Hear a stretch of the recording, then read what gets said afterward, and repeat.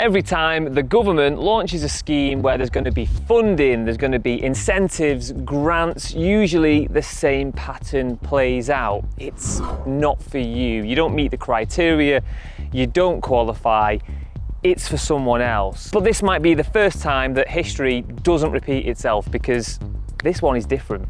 Less than 24 hours ago, the final version of the WHLS scheme was released. It's the Warm Homes Loan Scheme, and I have read every single word of it. Government-backed loans and grants for solar, heat pumps, batteries, even insulation, a pot worth about £3 billion, and from reading that documentation, available to everyone. And by the end of this video, you will know exactly what you can and what you can't get, how to apply, and when all this is going to start. About, I think it was a year ago, we made a video on the channel when the initial announcement came out that the Labour government were wanting to introduce this warmer homes scheme. Now, back then, this whole thing was open to interpretation. We had like a name for the scheme, we had some loose framework ideas, and to be honest, we were pretty skeptical because we assumed that this was going to be grants into the market that usually attract all the wrong types of installers.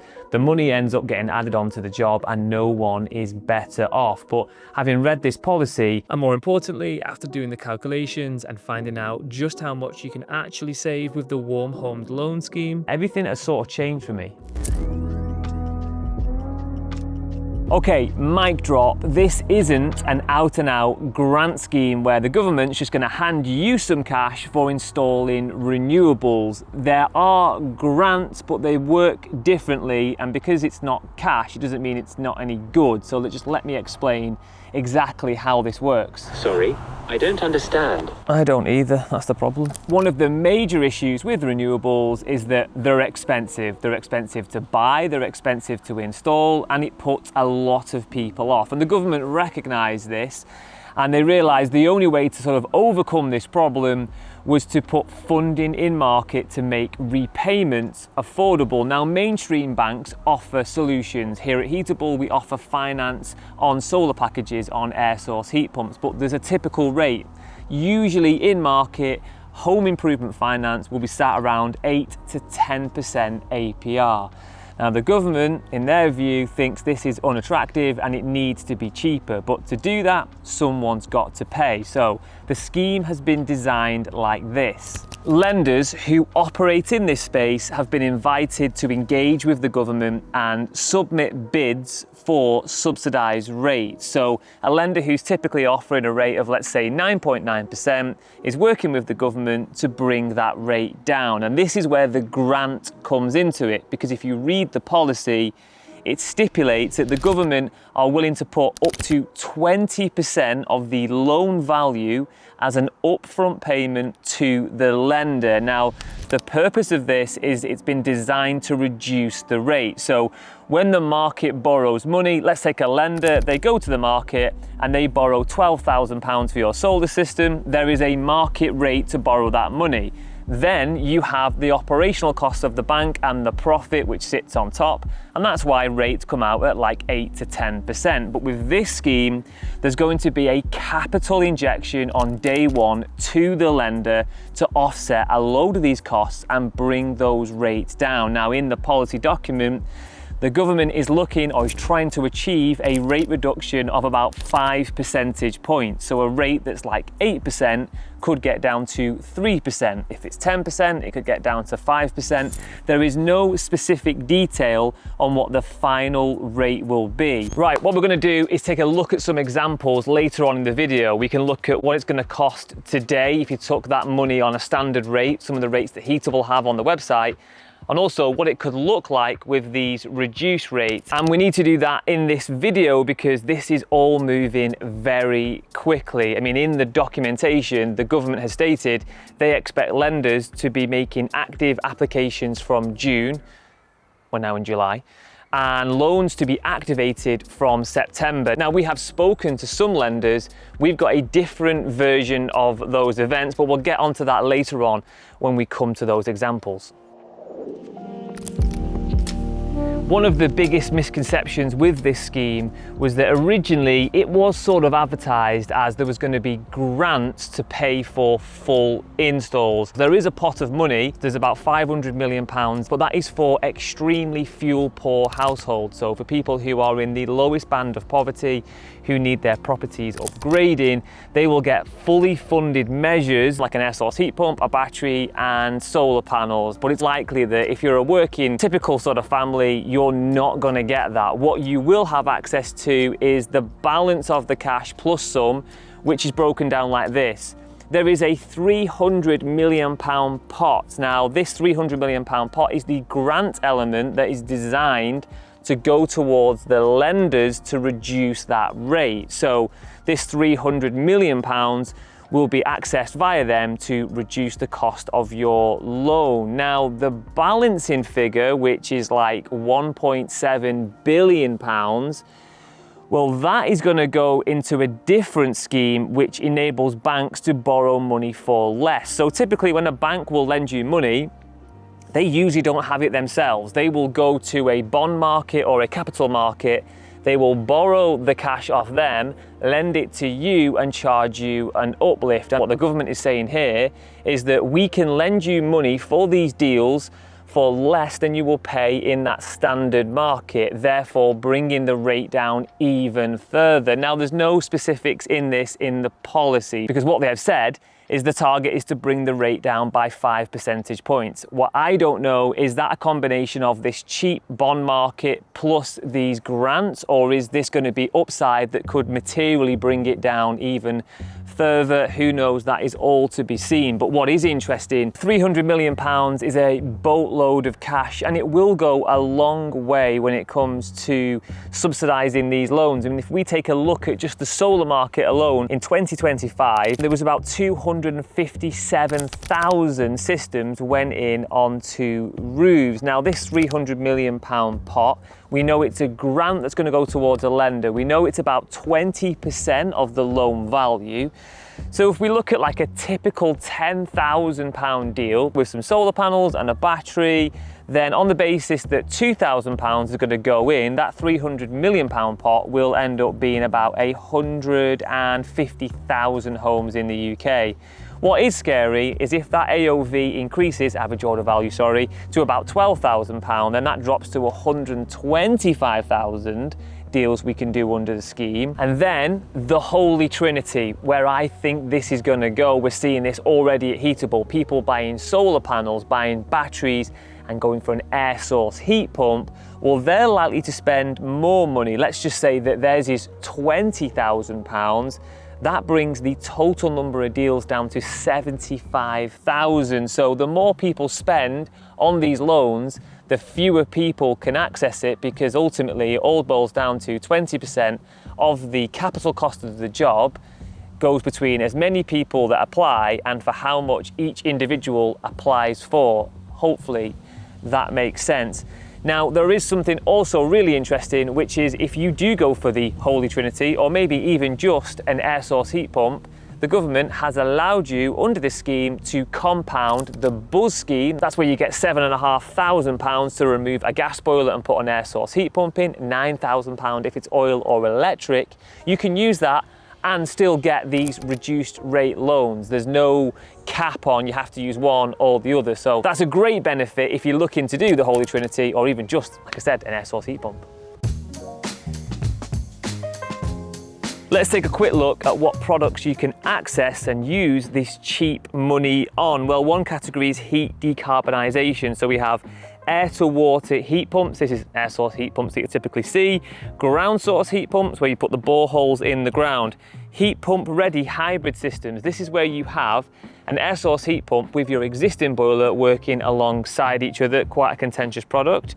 Heat networks, district heating, not really relevant.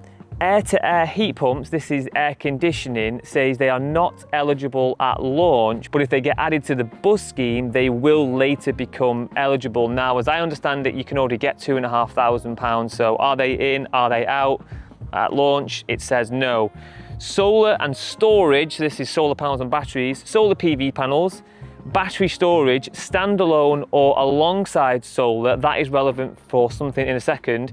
And EV chargers, only part of a package with solar panels or a battery. Now, why it's relevant that solar panels or battery storage standalone or together? Because there are caps on how much you can spend on each measure. So these are caps, how much you can spend on each measure, so you can't go wild. Well, you can really, because solar PV, solar panels on your roof, £15,000. Now, if you add battery storage on, because you can bundle these up, you get another £15,000. So technically, reading this, you could spend £30,000 on battery and solar panels. Now, would you have to put two separate orders through?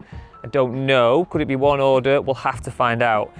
Air to water heat pumps, this is your air source heat pumps. These are £20,000 before the £7,500 buzz grant.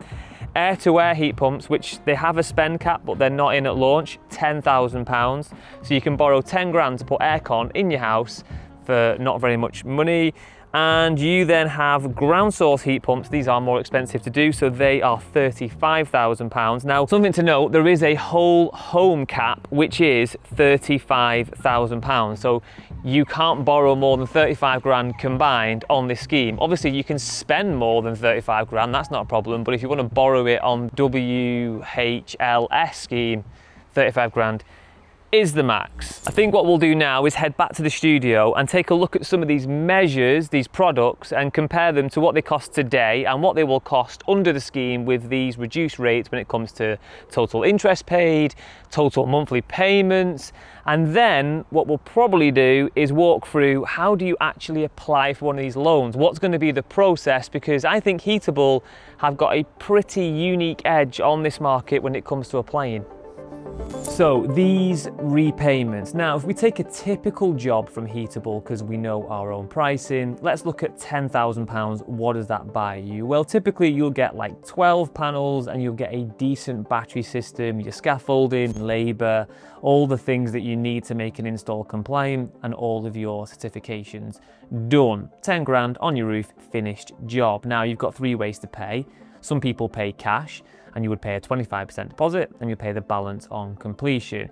Then we have our own finance products. So we have interest bearing products like these government loans, there is an element of interest. Now, our rate right now in the market is 9.9%. We think that might drop, but today it is 9.9%. You don't have to put a deposit down, you can just put the whole thing, pick your term and make your repayments. And then you have interest-free credit, which we have on certain packages, but typically you will have to put about half of the deal up front down as a deposit and borrow the other half on 0%. So why don't we stick with the 9.9% deal, use that £10,000. Now, if we look at a 5-year term, it's pretty popular in market for this sort of level of cash, then £10,000 on a repayment basis with no deposit comes in at £210 per month. Now, if you put a deposit down, that will drop, but we're going to assume there is no deposit on these deals. Now, when it comes to the actual interest that you'll pay, over that 5-year term, you will pay £2,594 in interest. And what that means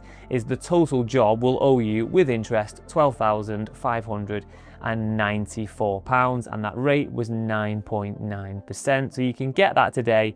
That is available to pretty much anyone, not only with Heatable, but in market as well. Now, let's take the same £10,000 and assume we're doing it on one of these WMLS loans, these low cost loans. So if we go for the full 5% anticipated reduction, then on a rate of 9.9%, which is pretty common in market for home improvement, that would come down to 4.9%. And what does that do to the payments? Well, the payment drops down to £188 per month. Again, no deposit, same term, 60 months. And the total interest paid is £1,266, bringing the total value of the deal to £11,266. Now, when you compare those two loans, that works out at about £1,300 cheaper on the government scheme just over a 5-year term. I mean, if you take this over like a 10-year term, then that interest obviously compounds. You're going to save a lot more the longer you borrow the money for, but you'll pay more interest. That is not financial advice. I'm just giving you some ideas on figures. So it is a big saving. I mean, a 5% rate reduction on a £10,000 deal is a lot of money, especially when you think about solar, battery, renewable products are all about being more efficient with your energy consumption, your energy expenditure. Saving 5% on the deal value means a lot and shouldn't be sniffed at. Now, why don't we consider that you're going to go for solar, battery, but you're going to go for a better battery, a bigger battery, maybe more panels, and you're going to add on an air source heat pump, and you're going to spend £20,000. Now that sounds like a lot of money. It is a lot of money, but when it comes to renewables, that's pretty commonplace when people do this holy trinity of those three products. What do the differences look like now? So same term, this is a 5-year deal again, no deposit on the heatable product, which is 9.9%. The monthly repayment is going to be £420. The total interest paid, £5,188, which means that the total deal value is £25,188. But now, if we get one of those cheap rates, things start to make a bigger difference. Our repayment drops to £376. The total interest, that comes down to £2,532. That is £2,657 cheaper on the same install, the same set of products, just using one of these loans. It is a massive difference. Now, obviously, if you do this on 0% APR and you have the cash, you're going to save that interest again because you're not going to pay any interest at all, but you have to have half of the cash to put down with one of the heatable 0% deals. But if you're a general consumer in the general market who is going to borrow money at 9.9%, now this makes a huge difference. Now we are super early days here, and the policy itself does say this is all subject to change at any time and the government can pull it if they want to. But we have made lots of phone calls to lenders, to contacts in the industry, and everyone is on the same page as us. This will be available, not in the timeframes that is laid out in that policy like September, but we think, speaking to our lenders, that we can get these products available for like October or November time. Now, I did say earlier on, there was a slightly different way with heatable. And that's because typically the way these schemes work is you will have to go and get a quote for products. Then you will have to go to a lender and you will have to prove that you are using an authorized contractor who has all the accreditations required that are set out in the scheme to use this loan on. Also, the banks are going to be nervous, speaking to some of them, that some of this money is going to get mistreated. You know, people might borrow money to say it's for a solar system and treat themselves to a nice new Range Rover. So there's going to be some compliance. Now with heatable, we have all the accreditations that meet the scheme requirements. We also have the lender who knows we're going to do the install, and we have a pre-existing relationship. So there's no guesswork on the lender and there's no guesswork for the consumer. But we're not the only one you can use. You can choose your own installer, you can choose your own lender, but we think we have a pretty unique setup here, which is we can connect you to a cheap loan, we can give you the quote, and we can install the job all under one roof, and there's going to be no delays or question marks. So how do you do that? Well, you just need to get a quote on the website. If you go to the heatable website, you can get a quote for any product that's on this scheme, whether that's a solar panel, whether it's a heat pump, whether it's battery storage, EV chargers, and then you can book a free design call and we can guide you through this process. And as and when this comes out, we will be able to contact you and get you booked in, get you hooked up with one of these cheap loans and get your job processed. If you don't want to use heatable, which is fine, then my advice would be get a quote from a local installer. Make sure they've got all the accreditations, MCS, they're approved, they've got all the stuff that meets the criteria that the lenders are going to want. You maybe need 2 or 3 quotes depending on the lender's criteria.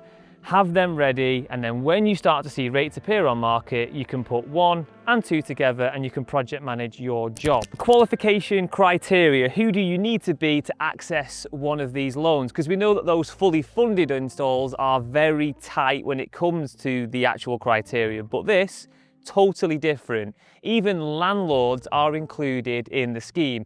There is no means testing. the responsibility for lending, that's all done via the banks. And it is one thing to consider. Affordability is a massive issue when it comes to banks lending you money. They need to be able to check, can you make these repayments, or is it going to put your household under stress? And when we're talking about £20,000 renewable upgrades, £10,000 PV systems, there are going to be some challenges here.